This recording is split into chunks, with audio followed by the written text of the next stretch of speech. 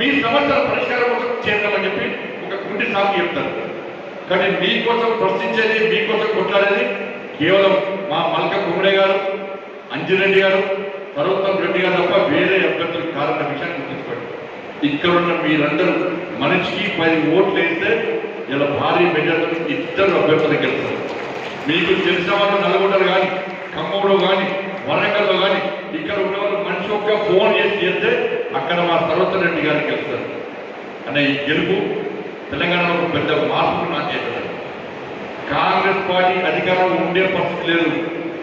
కాంగ్రెస్ పార్టీలో లుగ్గలుగులు స్టార్ట్ అయినాయి. ఇలా కాంగ్రెస్ పార్టీ ఎమ్మెల్యేని ఆలోచించాలి. ఇవాళ ఈ ఎన్నికల్లో భారతీయ జనతా పార్టీ కలిస్తే మీ పనులైతే పార్టీలో, ఎందుకంటే కాంగ్రెస్ పార్టీ అధికారంతో భయపడతారు. అధికారంలో ముఖ్యమంత్రితో పాటు మంత్రులందరూ భయపడతారు. అరే మన ప్రభుత్వానికి మంచి పరిస్థితి లేదు, ఇలా భారతీయ జనతా పార్టీ పెరుగుతున్నది, బలపడుతున్నది, కాబట్టి మన ఎమ్మెల్యేలను మంచి చూసుకోవాలి, మన ఎమ్మెల్యేలు పనులు చేయాలి, మన ఎమ్మెల్యేలకు నిధులు ఇవ్వాలని చెప్పి మీ ఆర్థిక నాయకత్వం, మీ అధికారంలో నాయకుడు ఆలోచించాలంటే ఈ ఎన్నికల్లో భారతీయ జనతా పార్టీ పక్కా గెలవాలన్నారు. ఏ ఎమ్మెల్యే సంతోషకున్నాడు? ఎమ్మెల్యేకి ₹1 ఇస్తున్నారు పార్టీ. ఇలా ఎమ్మెల్యేలు తెలిసే పరిస్థితి, ఎమ్మెల్యేలు సంతోషంగా లేదు. ఉన్న 10 మంది ఓటర్లు కూర్చున్నారు, నిన్న కాకుండా 10 మంది బాబోలో కూర్చున్నారు. ఆ విషయంగా బయటికి రాలే. ఎక్కడికక్కడ కాంగ్రెస్ పార్టీ ఎమ్మెల్యేలంతా రాష్ట్ర సమావేశాలు పెడుతున్నారు. స్టార్ట్ సమావేశాలు స్టార్ట్ అయింది. ఈ ప్రభుత్వం ఉంటుందా పోతుందని గ్యారెంటీ లేని వెంటిలేటర్ ప్రభుత్వం ఉంది. ఇలా ఈ ప్రభుత్వం 5 సంవత్సరాలు ఉండాలని కోరుకుంటున్నాం.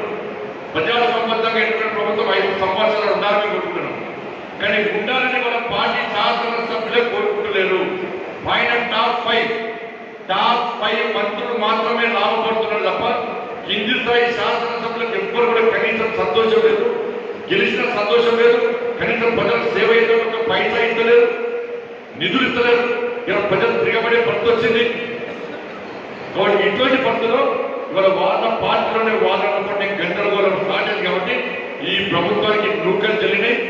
ఎప్పుడు ఎన్నికలు వస్తే కూడా ఇలా భారతీయ జనతా పార్టీ గెలుపుతున్నది. ఇక 10 మంది శాసనసభ్యుల సుప్రీంకోర్టు జడ్జిమెంట్ కూడా వచ్చే అవకాశం ఉంది. ఆ 10 సీట్లలో ఎన్నికలు వస్తాయి. 10 సీట్లు ఎన్నికలు వస్తే 7 సీట్లలో భారతీయ జనతా పార్టీ గెలుస్తుందని చెప్పి సర్వే చేస్తున్నాం. మేము సర్వే చేస్తే ఈ 10 ఉప ఎన్నికలు వస్తే దానిలో 7 సీట్లలో భారతీయ జనతా పార్టీ గెలుస్తుందని చెప్పి ఇలా పక్కా సర్వే రిపోర్ట్ వచ్చినాయి. కాబట్టి ఎక్కడ ఏ ఎన్నికలు వస్తే కూడా ఇలా భారతీయ జనతా పార్టీకి అనుగుణంగా ప్రజలు తీర్పు ఇవ్వడానికి సిద్ధంగా ఉన్నవాడు. స్థానిక ఈ సంస్థల ఎన్నికలు తీర్పు ఇవ్వడానికి సిద్ధంగా ఉన్నారు. కాబట్టి ఇలా ఈ ఎమ్మెల్సీ ఎన్నికలు మీకు అంది వచ్చిన అవకాశం. మీరు మాకు ఓటేసి గెలిపిస్తే ఇప్పుడు స్థానిక సంస్థల ఎన్నికల్లో మా కార్యకర్తలకు ప్రజలు ఆశీర్వాదం ఇచ్చే అవకాశం ఉన్నది.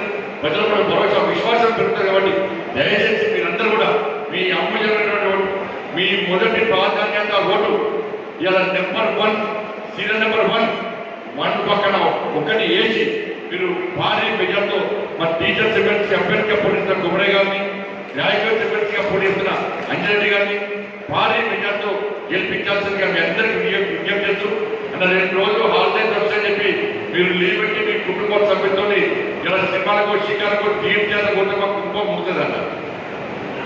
దయచేసి మీరు ఓట్లు వేయడం మీతో పాటు కనీసం ఒక బాధ్యతగా ఇప్పటిదాకా బాధ్యత చెప్పుకున్నాం. మా కార్యకర్తల బాధ్యతకి అంతా చెప్పుకున్నాం. కాబట్టి మా కార్యకర్తల బాధ, మా బాధ గురించి మీరు చేయాల్సింది కనీసం మనిషి ఒక 5 ఓట్లు వేయించే ప్రయత్నం చేయండి.